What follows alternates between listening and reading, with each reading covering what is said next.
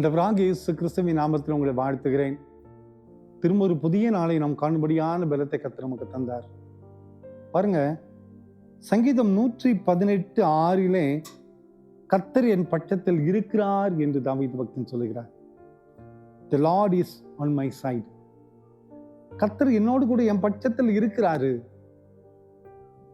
ஆண்டவர் நம் சைட்ல இருந்துட்டாருனாலே நமக்கு எந்த ஒரு குறை இல்லை. நம்மோடு கூட ஆண்டவர் இருக்கிறார் என்று நினைத்து விட்டோமானால் இந்த உலகத்தினுடைய எந்த சூழ்நிலையானாலும் தாண்டி செல்லக்கூடிய பலத்தை ஆண்டவர் தருவார். ஆனா கர்த்தர் நம்ம கிட்ட இருக்கணும். தாவீது சொல்லுகிறார், கர்த்தர் என் பட்சத்தில் இருக்கிறார். பைபிள்ல பாருங்க, ஆசா என்ற ஒரு ராஜா இருக்கிறாரு. அவருக்கு எதிராக வேறு ஒரு தேசத்தினுடைய ராஜா மிகப்பெரிய பலத்தோடு எதிர்த்து வருகிறார். இந்த ஆசாவுடைய கையில இருக்கிறது கொஞ்சம் ராணுவம் தான். ஆனா எதிரி தேசத்தினுடைய ராஜாக்கள் பலத்தோடு நிக்கிறாங்க. அப்ப ஆசா ஆண்டவருடைய சமுதிரத்துல போய் ஜெபம் பண்றாரு. ஆண்டவரே, பெலன் உள்ளவனுக்காகிலும் பெலன் அற்றவனுக்காகிலும் உதவி செய்வது உமக்கு லேசான காரியம். இந்த கூட்டத்தை எதிர்த்து நிற்கங்களால் முடியாது, எனவே எங்க பட்சத்தில் நில்லும் என்று அவர் ஜெபிக்கிறார். ஆசாவுக்கு தெரியும், படைபலன் என்கிட்ட கொஞ்சம் அவங்கிட்ட ஜாஸ்தி, இது உமக்கு மேட்டரே இல்லை. நீர் யார்கிட்ட இருக்கிறீர் என்பதுதான் மேட்டர். நீர் எங்கிட்ட இருந்தா நான் ஜெயிச்சிருவேன், நீங்க அவங்கிட்ட இருந்து அவன் ஜெயிச்சிருவான். இந்த உலகத்துல பெலன் உள்ளவனோ பெலன் அற்றவனோ மேட்டரே இல்லை. இந்த உலகம் தான் மெஜாரிட்டி மைனாரிட்டி. ஆனா ஆண்டவருடைய பார்வையில் அதெல்லாம் இல்லை.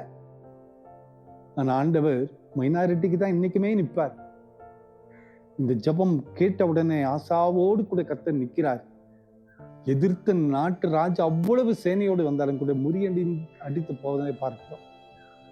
எனவே தான் தாவீது பக்தன் இங்க சொல்றாரு, கர்த்தர் என் பட்சத்தில் இருக்கிறார். இன்னைக்கு கர்த்தர் நம்மோடு கூட இருந்துட்டார்னா அதுதாங்க வெற்றி. நம்ம எதிரி பலத்தோடு இருக்கிறான், நம்ம அநியாய சக்திகள் பலத்தோடு இருக்கிறது, நம்ம அதை மேற்கொள்ள முடியாது, அவன் சக்தி வாய்ந்தவன் ஒண்ணுமே இல்லை. இந்த எப்படிப்பட்ட கோலியாத்தாய் இருந்தாலும் கூட கர்த்தர் அழிக்க முடியும். ஆனா கர்த்தர் நம்மோடு கூட இருக்கணும், கர்த்தர் நம்ம பட்சத்தில் இருக்கணும். இதுதான் மேட்டர். அன்பான குடும்பத்தின் மக்களே, இந்த காலை நேரத்துல ஆண்டவருடைய சமூகத்துல இதுதான் நம்ம ஜெபம் பண்ணணும். ஆண்டவரே, நீரின் பட்சத்தில் நில்லும் அப்பா. ஆண்டவரே, என்னுடைய பட்சத்தில் நில்லுங்க.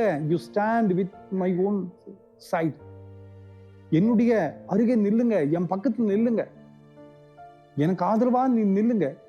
எனக்கா நீங்க நின்னுட்டீங்கன்னு சொன்னா எதிரி ஒண்ணுமே செய்ய முடியாது.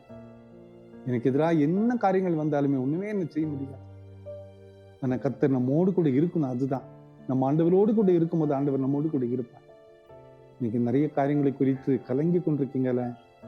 என்னை காட்டிலும் எனக்கு எதிரி, என்னை காட்டிலும் என்னுடைய விரோதி, என்னை காட்டிலும் என்னை எதிர்த்து நிற்கிற மகன் பிளந்தோடு இருக்கிறான் என்று கலங்கி நிற்கிறீங்களா? ஒரு சில அதிகாரங்களுக்கு முன்னாக நிற்க முடியாதபடி தடுமாறி நிற்கிறோம்ல. கர்த்தர் நம்மோடு கூட இருந்தார்னா எல்லாவற்றையும் ஆண்டவர் மாற்றி விடுவார். கவலைப்படாதிருங்கள், கர்த்தர் நம் பட்சத்தில் இருக்கணும். அதற்கென்றே ஜெபிங்க, அதற்கென்றே காத்திருப்போம். கர்த்தர் நம்மோடு கூட இருக்கும்போது இந்த உலக வாழ்க்கையை தாண்டி வந்து விடுவோம். சோமல்லாமா? அன்பின் ஆண்டவரே, இந்த காலை நேரத்துல நீரங்களுக்கு தந்து இந்த செய்திகளுக்காய் நன்றி கர்த்தாவே. நீரங்கள் பட்சத்தில் இருப்பதற்காய் நன்றி. இந்த செய்தி கேட்டுக்கொண்டிருக்கிற ஒவ்வொருடைய பட்சத்தில் நீர் நிற்க வேண்டுமா கெஞ்சிரப்பா. உங்களுடைய மகிமையுள்ள கரம் எங்களை தாங்கட்டும். உங்களுடைய பிரசனம் எங்களை வழிநடத்தட்டும். பிறந்த நாளையும் திருமண நாளையும் நினைவு கூறுகிற ஒவ்வொரு பிள்ளைகளையும் நினைவு கூர்ந்து ஆசீர்வதிங்கப்பா. உங்களுடைய மாறாத கரம் எங்களை தாங்க. இயேசுவின் மூலம் ஜெபங்களும் எங்கள் நல்ல பிதாவே. ஆமேன், ஆமேன், ஆமேன்.